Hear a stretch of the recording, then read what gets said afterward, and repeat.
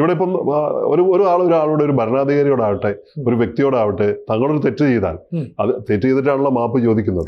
ഖത്തറിനോട് തീർച്ചയായും ഇസ്രായേൽ തെറ്റ് ചെയ്തു എന്ന് പ്രത്യക്ഷത്തിൽ നമുക്ക് അത് തന്നെയാണ്, അങ്ങനെ തന്നെയാണ് കരുതേണ്ടത്.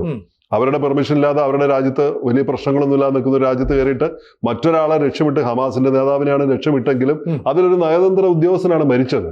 ആ ലക്ഷ്യം പ്രാപ്തമായുമില്ല. അപ്പോ ഇങ്ങനെ ഒരു സംഭവം നടന്നപ്പോൾ അത് മാപ്പ് പറയേണ്ട ഒന്ന് തന്നെയാണ്. ഒരു മാപ്പ് കൊണ്ട് തീരുന്നതല്ല ഒന്നും എന്ന് പറയുന്നതിനേക്കാൾ ഈ മാപ്പ് കൊണ്ട് മാത്രം തീരുമോ എന്നുള്ള കാര്യത്തിൽ സംശയമുണ്ട്.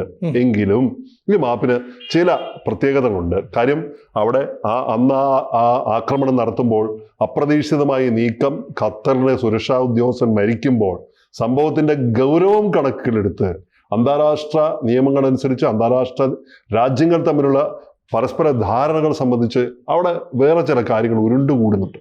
അപ്പൊ അത് ഇങ്ങനെ എങ്ങോട്ട് ഏത് വഴിക്കാണ് സഞ്ചരിക്കുക എന്നൊന്നും നമുക്ക് പറയാൻ പറ്റില്ല, ആർക്കും പറയാൻ പറ്റില്ല.